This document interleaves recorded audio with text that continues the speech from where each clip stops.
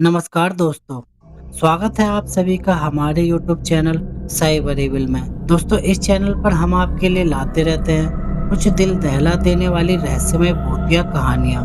तो चलिए सुनते हैं आज की कहानी को। घर से 1233 किलोमीटर दूर उस अजनबी शहर में एक हॉस्टल की उस उजाड़ इमारत को देखकर मैं बहुत निराश था। जॉब के लिए मैं 3 महीने की ट्रेनिंग के लिए उस शहर में था और रहने के लिए उस शहर में मेरे लिए और कोई ऑप्शन नहीं था।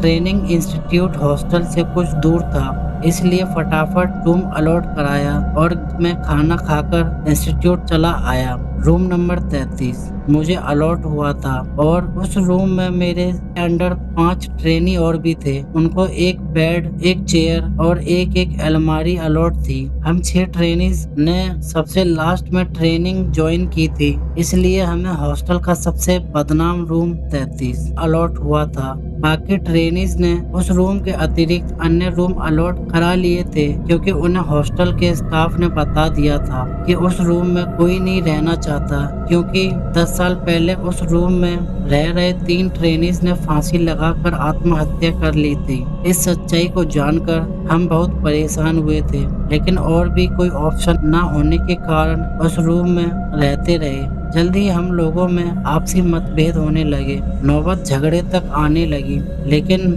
हम सब ने इस सब पर विचार कर तय किया कि आपस में झगड़ना नहीं है और अवसर मिलते ही इस रूम से छुटकारा पाना है। रूम नंबर 32 और वो जल्द ही मिला।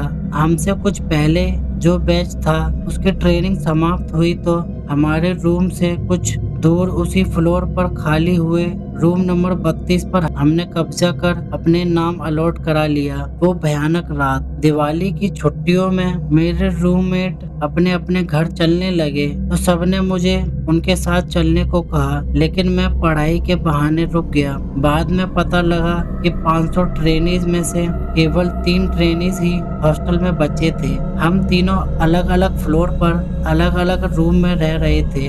हमारा सामना सिर्फ लंच या डिनर के वक्त होता, फिर सब अपने अपने रूम में चले जाते।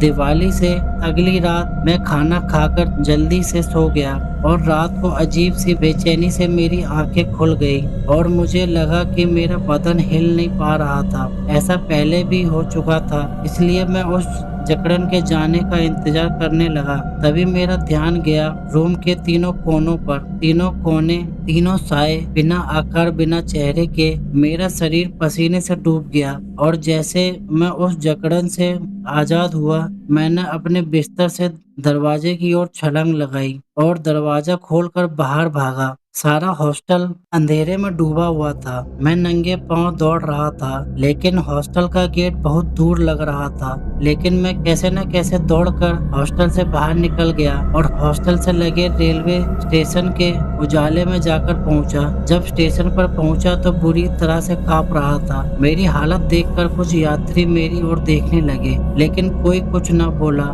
मैंने रात स्टेशन पर गुजारी और सुबह 4 बजे दिन अच्छे से निकल जाने के बाद हॉस्टल में गया।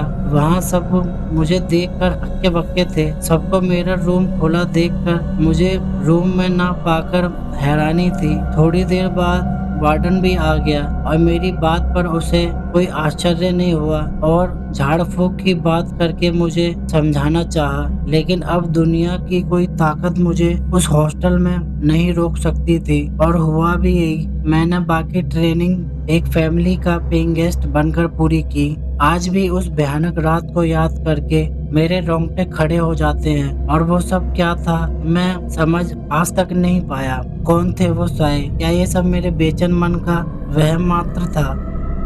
और कहानियाँ खत्म हो जाती है। तो दोस्तों ये थी आज की कहानी। अगर आपको ये कहानी अच्छी लगी हो तो इस कहानी को लाइक करें, कमेंट करें और अपने दोस्तों के साथ फेसबुक और व्हाट्सएप पर शेयर करें। और अगर आपको ये भूतिया कहानी सुनना अच्छा लगता है तो हमारे साइबर एविल यूट्यूब चैनल को सब्सक्राइब जरूर करें और बेल आइकन कॉल पर सेट करना ना भूलें, क्योंकि हम ऐसी ही रहस्यमय भूतिया कहानियाँ रोज लाते रहते हैं। और हमारी बाकी वीडियोस भी जरूर देखें। और वीडियो पूरी देखने के लिए धन्यवाद।